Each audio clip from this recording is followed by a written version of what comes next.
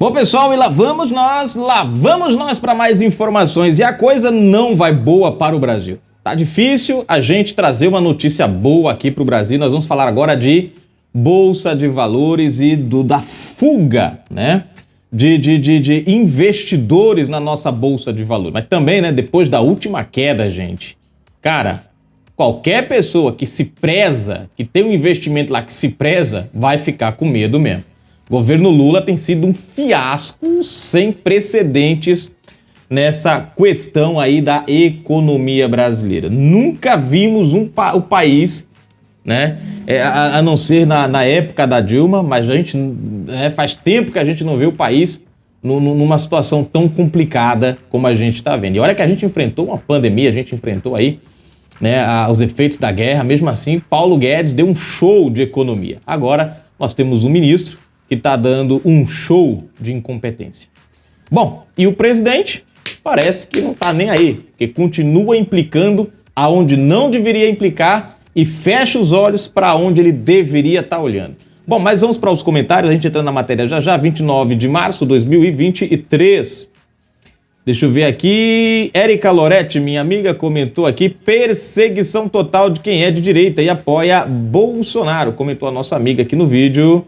MPF não vê crime em plano do PCC contra Sérgio Moro e pede arquivamento. Gente, é algo assim absurdo, né? Mas infelizmente você tá certa, Érica.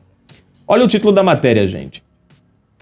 Estrangeiros tiram dinheiro da Bolsa Brasileira. É isso que vocês ouviram. Estrangeiros retiram dinheiro da Bolsa Brasileira. Semana passada, gente, a Bolsa deu uma queda, mas deu uma queda assim, não foi uma queda, ela despencou.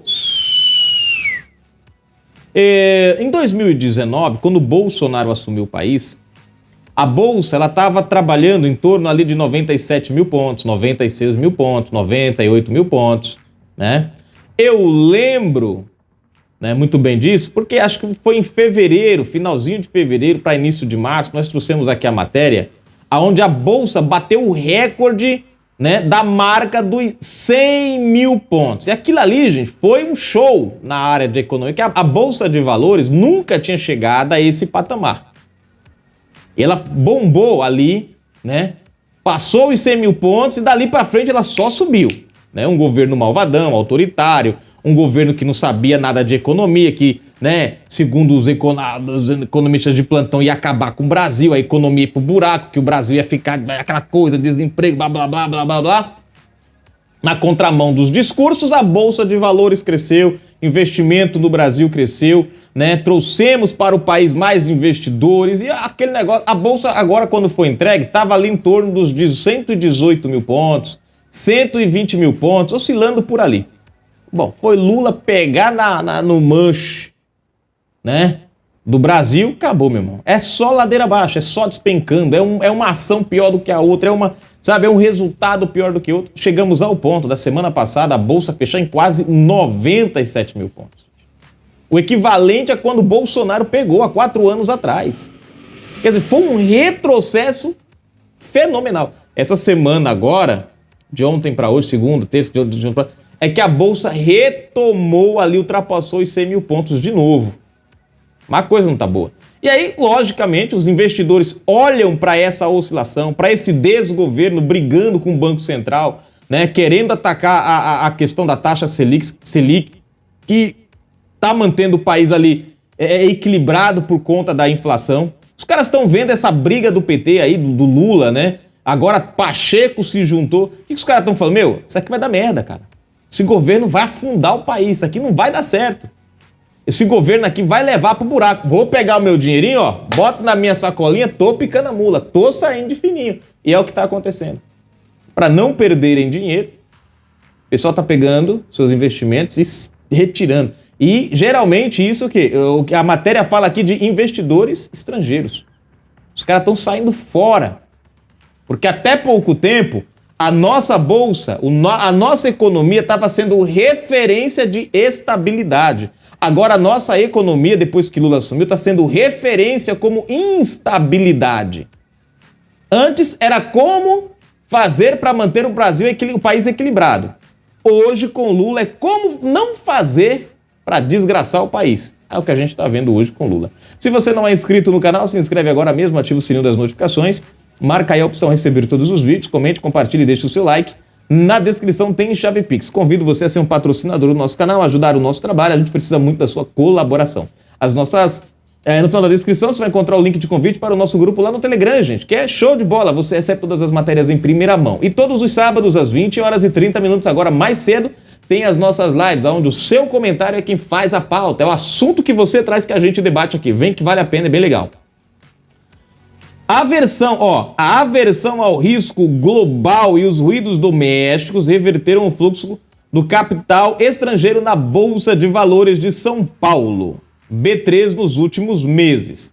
Então, o que é aqui, gente, aversão ao risco global? Bom, ao risco global é porque o mundo, depois da pandemia, né, enquanto muitos apontavam Bolsonaro como culpado de uma crise que não existia no Brasil, a gente estava numa crise sim, mas o mundo inteiro passava pela mesma crise, porém, nós éramos o país que mais tinha equilíbrio sobre essa crise, né? Então, essa aversão global, esse risco global é a economia mundial, que vem tendo dificuldades, que vem passando por momentos difíceis. Países aí que estão prestes a entrar em recessão. Você tem a Inglaterra com 2 dígitos de inflação.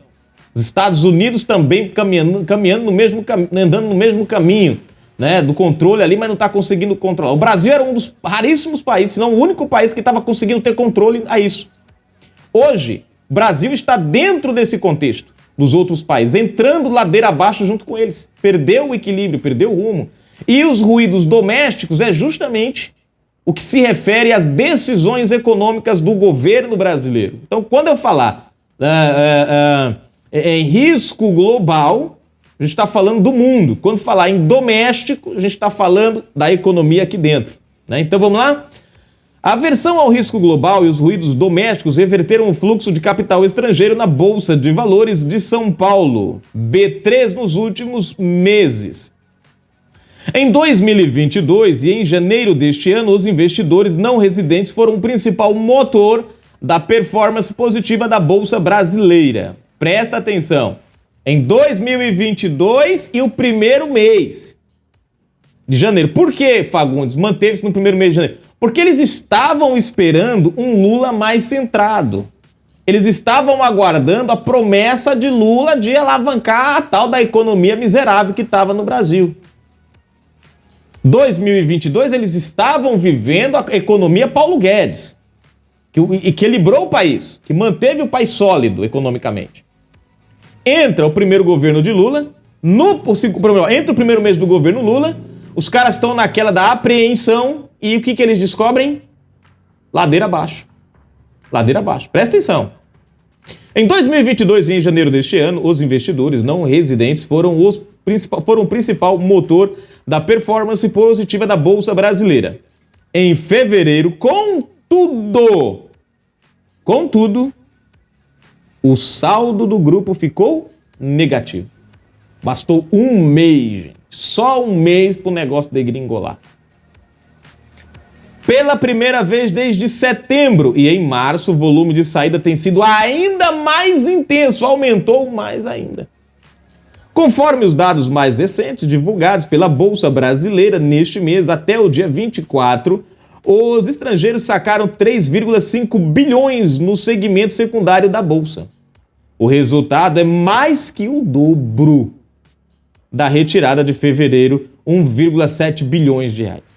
Veja, em fevereiro eles começaram a retirar.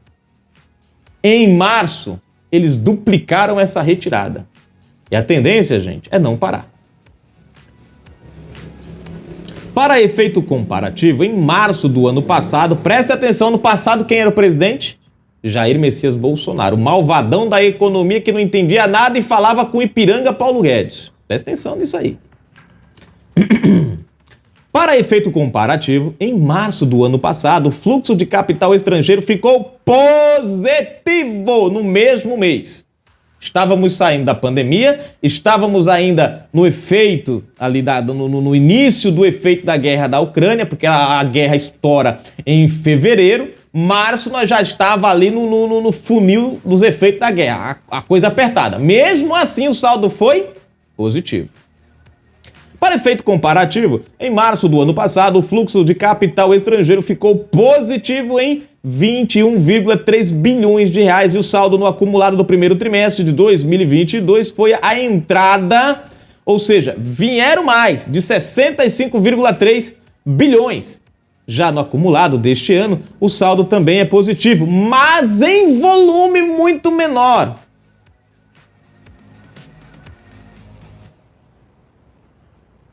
Vocês entenderam? Ainda é positivo, mas caiu, despencou.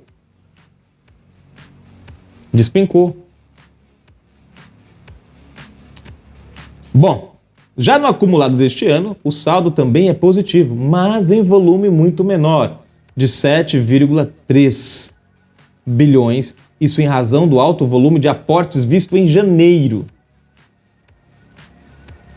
Reflexo do cenário externo e interno. Bom, vamos lá para nós entender isso aqui. Os principais responsáveis pelo fluxo negativo são o cenário externo e a performance da B3. O índice norte-americano, Nasdaq, formado principalmente por empresas do setor tecnológico, tem alta de quase 12% em 2023. Presta atenção, tem alta lá fora. Tem alta de quase 12% em 2023.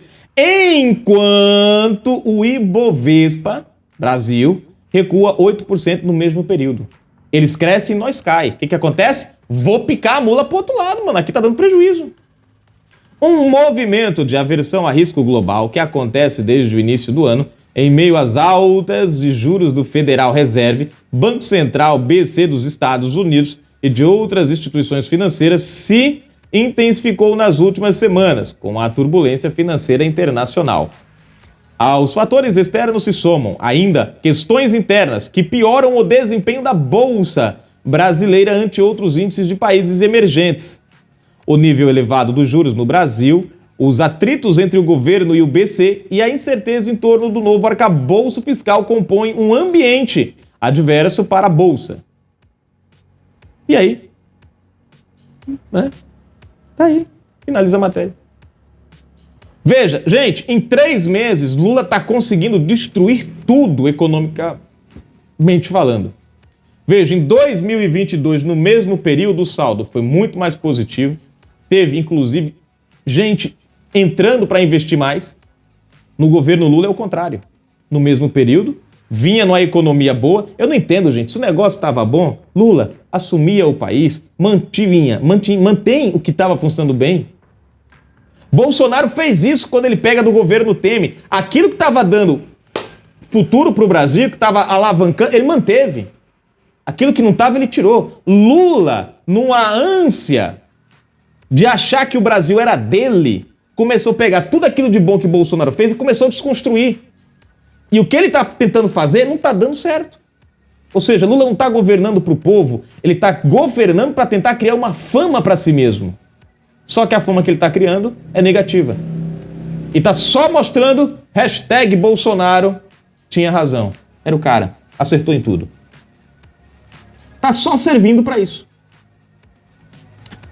Comentários para a gente finalizar a matéria. José Maria Barros, meu amigo, um abraço. O MPF não vê crime no plano de sequestrar Sérgio Moro, mas de falar mal do Alexandre de Moraes é preso e jogado na masmorra. Some, como sumiu o Índio Sererê, Roberto Jefferson, Daniel Silveira e outros. O PCC está livre para sequestrar qualquer um. Agora, com essa decisão do MPF, estamos... É, verdade, né? Não, com essa daqui, ó, ele comentou na matéria, MPF não vê crime em plano do PCC contra Sérgio Moro e perde arquivamento. Ora, se o PCC diz que o fato deles não terem concluído o ato faz com que não seja crime o plano, ora, o PCC pode começar a articular plano contra as pessoas agora às tortas e à direita, né? Se der certo, torcer para não ser pego. Se não, fica por isso mesmo. É o Brasil, gente. Brasil. Érica Loretti, minha amiga, risos, ela colocou: quanta luta para sujar a imagem do melhor e inigualável presidente que o Brasil já teve, né? Jair Messias Bolsonaro, verdade, concordo contigo, né? E não tá dando certo, não. MPF não vê crime em plano do PCC contra Sérgio Moro e pede arquivamento, tá aqui marcado. Érica Loretti novamente, crime só se você for bolsonarista. Aí é hediondo. MPF não vê crime em plano do PCC contra Sérgio Moro e pede arquivamento. Marcado o comentário. Tá aí, gente, daqui a pouco mais information. Fui!